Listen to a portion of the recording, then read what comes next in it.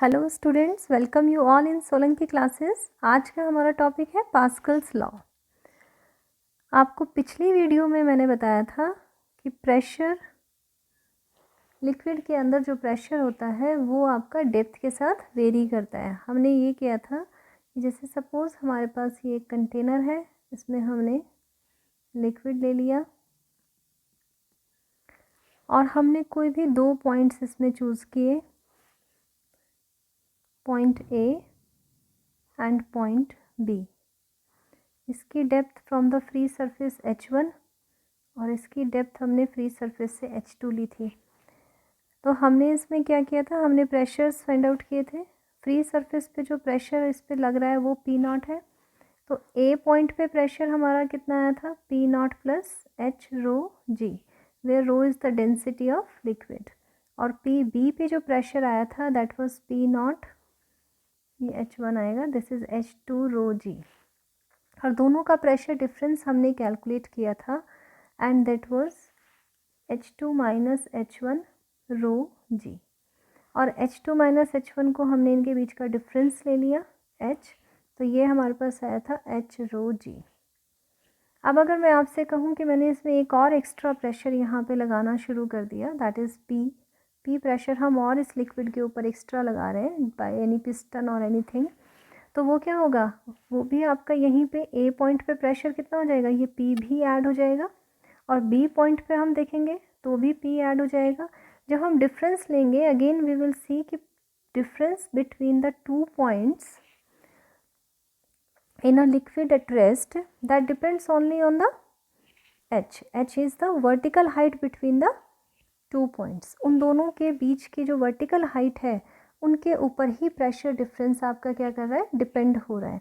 It means कि जो हमने यहाँ पे प्रेशर एक्स्ट्रा भी अप्लाई किया है या जो एटमॉस्फेरिक बेस पे अप्लाई हो रहा है वो आपका पूरे लिक्विड पे एक जैसा प्रेशर है, सेम प्रेशर है। अगर हम यहाँ पे एक पी प्रेशर एक्स्ट्रा इसमें लगा रहे हैं तो वो ए पॉइंट पे भी पी वर्क कर रहा है और बी पॉइंट पे भी पी ही वर्क कर रहा है। तो पास्कल्स लॉ ये कहता है कि pressure applied to an enclosed liquid is transmitted to the entire liquid without being diminished in magnitude, यानी कि वो हर एक पॉइंट पे इक्वली ट्रांसमिटेड हो जाता है बिना उसका मैग्नीट्यूड कम हुए। किसी भी पॉइंट पे अगर हम चेक करेंगे, हम पी प्रेशर अप्लाई कर रहे हैं तो ए पॉइंट पे भी पी एक्स्ट्रा आएगा और बी पॉइंट पे भी पी ही एक्स्ट्रा आएगा। ऐसा नहीं है कि ये नीचे है तो इसमें कम हो जाएगा या ये पास है तो इस पर ज़्यादा आएगा, ऐसा कुछ भी नहीं होगा। ये इक्वली ट्रांसमिटेड होगा at every point inside the liquid. और अगर हम कोई भी दो पॉइंट इसमें पिक करें और उनके बीच का हम डिफरेंस फाइंड आउट करें, जिनके बीच की वर्टिकल हाइट हमें पता है, तो pressure difference always depends on the vertical height between the points in the liquid and liquid is at rest. तो ये चीज़ हमारी पास्कल्स लॉ के अंदर आती है। तो एक चीज़ हमने जो इम्पॉर्टेंट ध्यान रखनी है वो ये है आपकी कि pressure difference between two points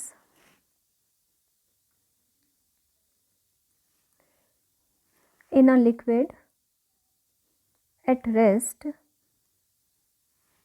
depends only on the difference in the vertical height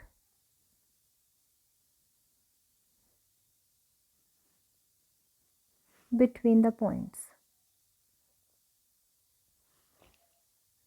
तो हमें ये चीज़ ध्यान रखनी है। और दूसरा, पास्कल्स लॉ की डेफिनेशन हम लिख लेते हैं। पास्कल्स लॉ की डेफिनेशन है प्रेशर अप्लाइड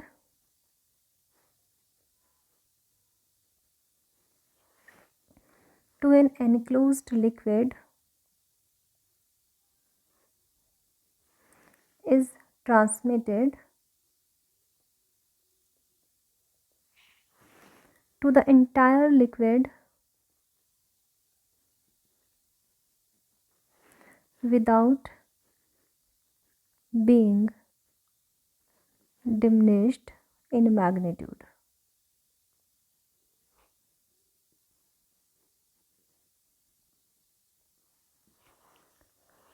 अगर हम एक कंटेनर ले लेते हैं जिसमें हमने डिफरेंट ओपनिंग्स रखी हैं लाइक दिस,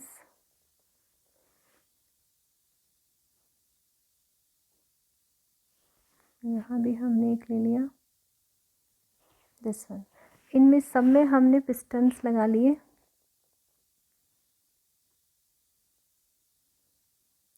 ये एक पिस्टन है, इस पे हमने एक फ्रिक्शनलेस पिस्टन्स हमने यूज़ किए हैं सब में लाइक दिस, ये लिया। तो यहाँ पे अगर हम एक फोर्स, इसका एरिया हमने A1 ले लिया, सबके area of cross sections different है, A2, A3 एंड A4। तो अगर हमने यहाँ पे एक फोर्स F1 लगाई है तो हमने एक तरह से इस एरिया पे लगाई है ना, ये थ्रस्ट है, परपेंडिकुलरली हम इसको प्रेस कर रहे हैं पिस्टन को नीचे की तरफ, तो ये क्या करेगा, एक प्रेशर इस पर अप्लाई करेगा। वो pressure according to this law हर एक पॉइंट पे अगर हम इन डिफरेंट पिस्टन्स पे देखेंगे तो वो इक्वली ट्रांसमिट हो जाएगा। जो भी प्रेशर यहाँ से अप्लाई होगा वो आपका लिक्विड, पूरे लिक्विड के अंदर इक्वली ट्रांसमिट हो जाएगा। दैट मीन्स इस पॉइंट पे भी सेम प्रेशर आएगा, इस पे भी सेम और इस पे भी सेम आएगा। तो उसकी वजह से पिस्टन ऊपर की तरफ मूव करेगा, तो हमें एक फोर्स इस पर लगानी पड़ेगी, या ये कहें कि एक फोर्स इस पर लगेगी जिससे ये इधर मूव करेगा, इस पर इधर आएगी और इस पर इधर आएगी। सपोज़ ये वाली F4 है, this one is F3 and this one is F2। तो एक प्रेशर इस पर फील हुआ, इस पर कितना प्रेशर होगा, F2/A2। यहाँ देखेंगे तो F3/A3 एंड जो अप्लाइड है दैट इज़ F1/A1, और ये आपका आ जाएगा F4/A4। तो according to this law all the four pressures will be equal. We will write F1/A1 is equal to F2/A2 is equal to F3/A3 is equal to F4/A4. This is the Pascal's law. ये Pascal's law हमारे पास आ जाएगा जिसकी हम practical applications करेंगे। इसकी first practical application है हाइड्रोलिक लिफ्ट।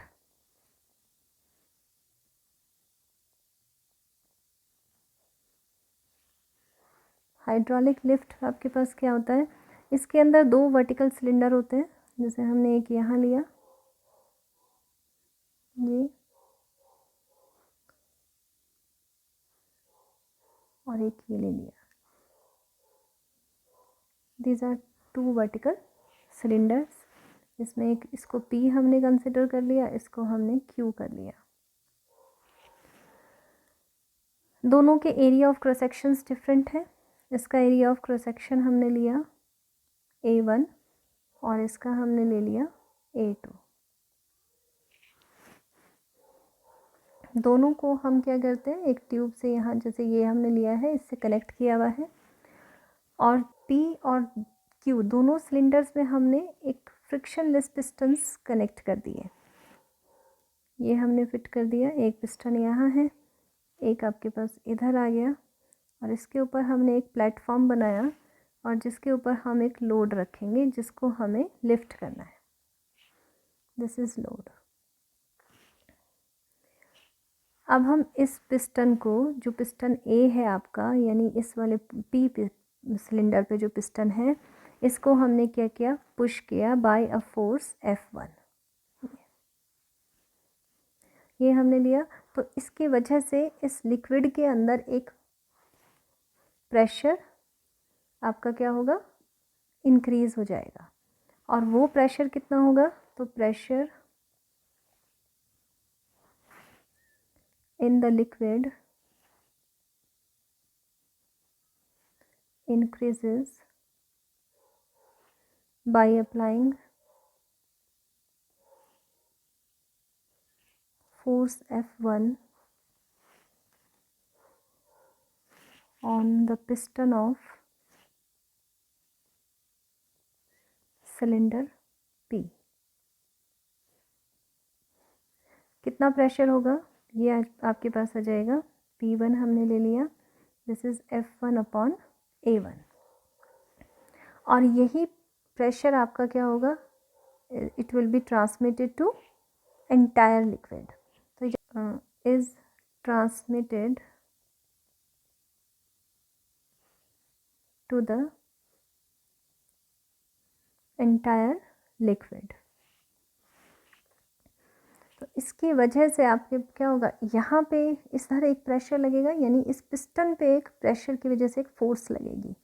वो फोर्स हमारी है सपोज F2। तो ये फोर्स हमारी कितनी होगी, F2, that will be equal to, ये हम कैलकुलेट करेंगे, ये हो जाएगी P2, जो यहाँ पे प्रेशर लग रहा है P2 pressure, into area of cross section into, लेकिन आपका पास्कल्स लॉ क्या कहता है, P2 और P1 इक्वल होंगे, जितना एक्स्ट्रा प्रेशर हमने यहाँ दिया है उतना ही एक्स्ट्रा प्रेशर ये फील करके ऊपर जा रहा है, तो ये दोनों इक्वल हुए, यानी P2 की वैल्यू हो गई F1A1, तो ये आपके पास आ जाएगा F1/A1 इंटू A2, ये चीज़ आ गई। From this relation it is clear that if A2 is greater than A1, then F2 is greater than F1. That means the force on larger piston will be much more than the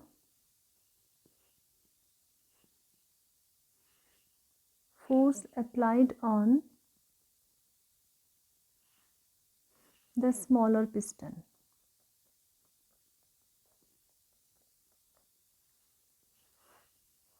अब इसी के ऊपर based numericals करते हैं। इन hydraulic, automobile,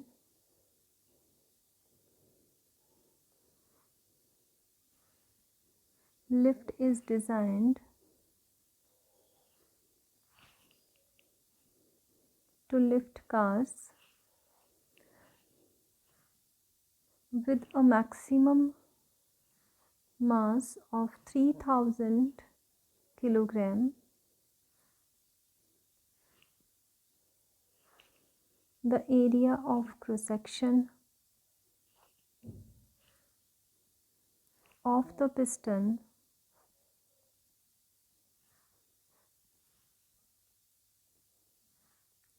carrying the load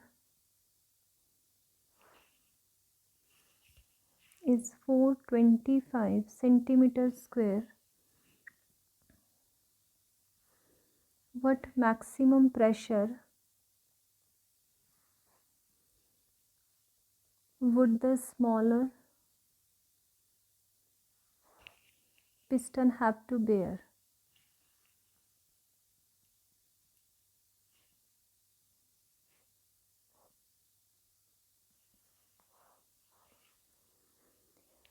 maximum कितना wait लेना है वो कैलकुलेट कर लेते हैं। मैक्सिमम मास हमें दिया हुआ है, इट इज़ 3000, तो हम इसमें ले लेते हैं मैक्सिमम जो फोर्स लगेगी that will be equal to m into g, it is 3000 into 9.8, ये हमारे पास आ जाएगी 29400 न्यूटन। और कितना एरिया कितना है आपके पास, एरिया ऑफ क्रॉस सेक्शन इस वाले केस का 425 सेंटीमीटर स्क्वायर, तो ए की वैल्यू है 425 सेंटीमीटर स्क्वायर, इसको मीटर में चेंज कर लेते हैं, 10⁻⁻⁴ मीटर स्क्वायर।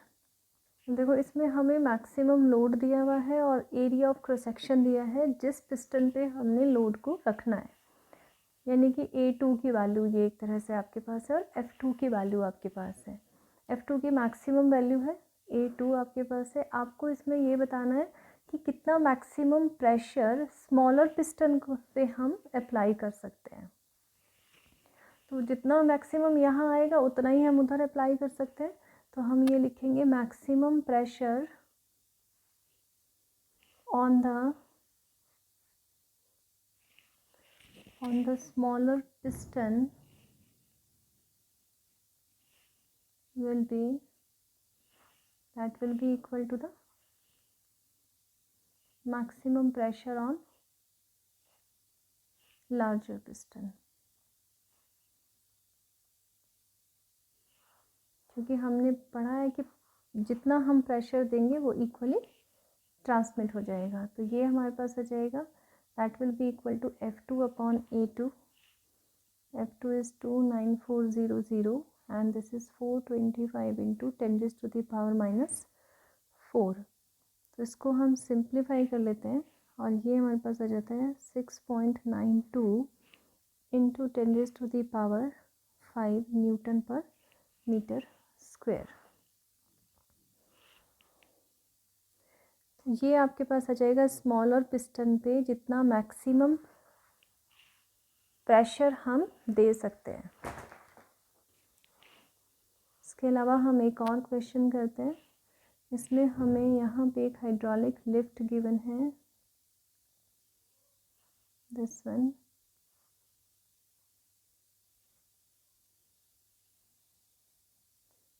ये आपके पास यहाँ पिस्टन आ जाएगा।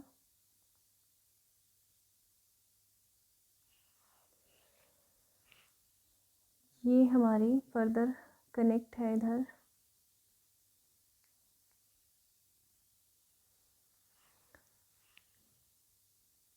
एक smaller area of cross section के पिस्टन के साथ।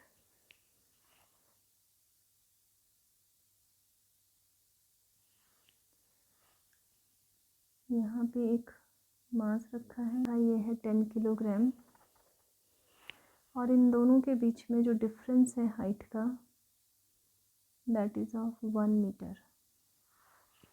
इस पिस्टन का रेडियस हमें दिया हुआ है, दैट इज़ ऑफ 15 सेंटीमीटर, और इसकी रेडियस हमें गिवन है 2.5 सेंटीमीटर।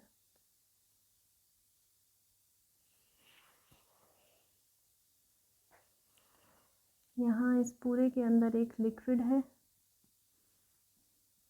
और इस लिक्विड की डेंसिटी दैट इज़ 750 किलोग्राम पर metre cube.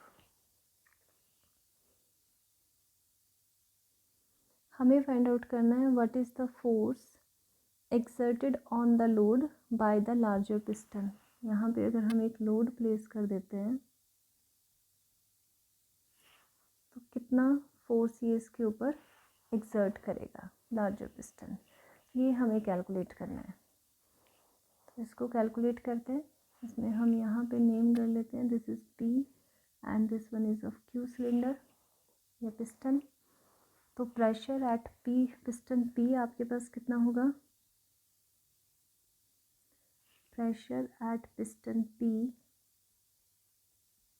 That will B force upon area. Force upon area हमारे पास दोनों चीज़ें कैलकुलेट करते हैं। फोर्स कितना है? 10 किलोग्राम का वेट रखा है। जी की वैल्यू हम यहाँ 10 ले लेते हैं, 10 मीटर पर सेकेंड स्क्वायर। तो ये आ जाएगा 10 into 10 mass into g, this is 100 Newton.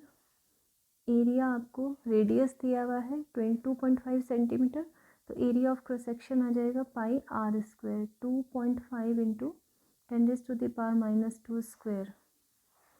तो यहाँ से आपके पास प्रेशर आ जाएगा, इसको P1 प्रेशर ले लेते हैं, that is F upon A means 100 upon pi 2.5 into 10 raise to the power minus 2 square. इसी तरह हम यहाँ पे ले लेते हैं, यहाँ हम लेट करते हैं, let F be the force exerted by larger piston on load। तो प्रेशर हमारे पास कितना आ जाएगा? P2 लार्जर पिस्टन पे जो है प्रेशर वो हम कैलकुलेट कर लेते हैं, F upon area of cross section. F की वैल्यू तो F है, एरिया इसका भी रेडियस दिया है तो पाई आर स्क्वायर से निकलेगा। रेडियस हमें दिया है 15 सेंटीमीटर, इस 15 into 10 raise to the power minus 2 square. और दोनों पिस्टन्स के बीच की हाइट जो आपको दी है that is of 1 metre. That means अगर हम इन दोनों के बीच में प्रेशर डिफरेंस चेक करें तो वो इस हाइट की वजह से आएगा, that is H rho G हमारे पास होगा। तो हम यहाँ पे दोनों का प्रेशर डिफरेंस फाइंड आउट करेंगे। that will be P1 minus P2 that will be equal to H rho G. P1 की वैल्यू है 100 upon pi into 2.5 into 10⁻⁻² square minus P2 की वैल्यू पुट करेंगे, it is F upon pi 15 into 10⁻⁻² square is equal to H is 1. Rho हमें given है 750 kilogram पर metre cube, तो ये आ जाएगा 750 एंड G इज़ 10. इसको सिंप्लीफाई कर लेते हैं, पाई आपका कॉमन लेके इधर मल्टीप्लाई करते हैं, 10⁻⁻4 भी ले जाते हैं, तो ये आ जाएगा 100 upon 2.5 into 2.5 minus 15 F upon 15 into 15 that will be equal to 750 into 10 into pi 3.14 into 10⁻⁻4. इसको सिंप्लीफाई करेंगे तो ये हमारे पास आ जाएगा 16 minus F upon 225 is equal to, और इस पूरे को सॉल्व करके आता है 2.355. तो यहाँ से F की वैल्यू जब हम सिंप्लीफाई करते हैं तो आती है 3070.125 Newton. So this will be the force exerted by the larger piston on the load. ये हमने इस तरह से कैलकुलेट करना है. अब सेकेंड एप्लीकेशन करते हैं, that is of hydraulic brake.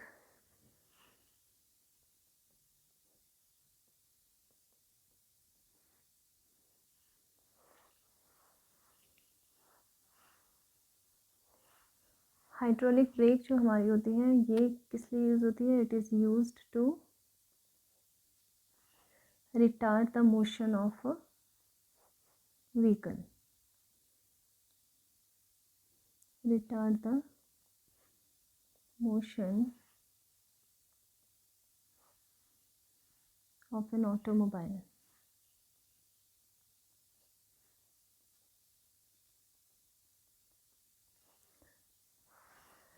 इसका फंक्शन कैसे करते हैं, देखो हम यहाँ पे देखते हैं. ये एक मास्टर सिलेंडर होता है जिसमें एक पिस्टन हमारा यहाँ लगा होगा, और ये पिस्टन आपका एक लीवर सिस्टम के थ्रू यहाँ पेडल से कनेक्ट होता है. दिस इज पेडल जिस पे हम फोर्स अप्लाई करते हैं टू अप्लाई द ब्रेक. ये एक पिस्टन है, ये मास्टर सिलेंडर है, इसके अंदर हमारे पास ये ब्रेक ऑयल होता है, ये ट्यूब होती है आपकी, इस ट्यूब के थ्रू ये डिफरेंट व्हील तक जाता है. This is a brake oil. ये व्हील है, इसमें ये दो पिस्टन होते हैं और इसको हम यहाँ पे व्हील सिलेंडर बोलते हैं. ये दोनों पिस्टन आपके यहाँ पे ब्रेक शूज़ के साथ कनेक्टेड होते हैं. These S1 and S2, these are the brake shoes, और ये दोनों आपके फर्दर इस व्हील के साथ कनेक्ट होते हैं. दिस वन, ये हमारे पास व्हील है, दिस वन शेडेड कर देते हैं.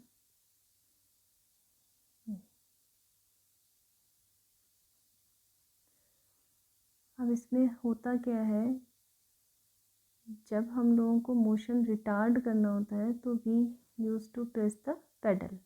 हम पेडल को थोड़ा प्रेस करते हैं.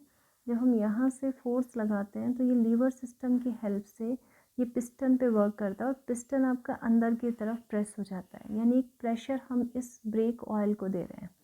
तो वो प्रेशर आपका हर एक पूरे ऑयल के अंदर हर एक पॉइंट पे इक्वली ट्रांसमिटेड हो जाता है, और उसकी वजह से आपका क्या होता है, ये ब्रेक ऑयल के थ्रू ये ऑयल में आता है, यहाँ आता है और व्हील सिलेंडर तक पहुँचता है प्रेशर, और इन दोनों पिस्टन्स P1 और P2 को बाहर की तरफ पुश करता है. जब ये बाहर की तरफ पुश होते हैं तो उसकी वजह से S1 पे एक फोर्स लगती है और उसी फोर्स से S1 इस व्हील को प्रेस करता है. द सेम वे में P2 आपका बाहर की तरफ मूव करेगा और S2 को प्रेस करेगा और S2 फर्दर व्हील को प्रेस करेगा. तो इस तरह से हमारे पास क्या होता है, व्हील का जो इनर रिम होता है, ये इनर रिम ऑफ व्हील है, inner rim of wheel, इस पे आपका प्रेशर लगता है और इसका मोशन क्या है, वो रिटार्ड हो जाता है। तो इस तरह से ये फंक्शन करती है। सबसे पहले हम यहाँ से फोर्स लगाते हैं, ये लीवर सिस्टम के थ्रू इस वाले पिस्टन को प्रेस करती है। ये एक प्रेशर अंदर लिक्विड में यानी कि इस ऑयल में आपका देता है एक प्रेशर, और वही प्रेशर आपका इक्वली ट्रांसमिट हो जाता है। फिर ये जो ट्यूब है आपकी, इससे अंदर की तरफ आता है, यहाँ व्हील सिलेंडर में पहुँचता है, और व्हील सिलेंडर से यही प्रेशर आपका इन दोनों पिस्टन्स P1 और P2 को बाहर की तरफ मूव कराता है। जब ये बाहर की तरफ मूव करते हैं तो ये आपके क्या करते हैं, एक फोर्स अप्लाई करते हैं इन पे, ब्रेक शूज़ पे दोनों तरफ, और ये आपका व्हील के इनर रिम को प्रेस करते हैं, जिससे इसका मोशन रिटार्ड हो जाता है, यानी कि स्पीड कम हो जाती है।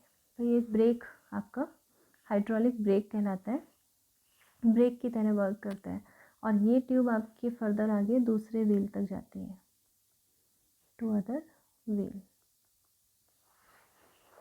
So this is the second application of Pascal's law.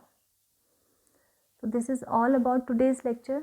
I hope you liked it. If you like it, then share it with your friends and subscribe my channel. We will meet again in the next video. Till then, bye and take care.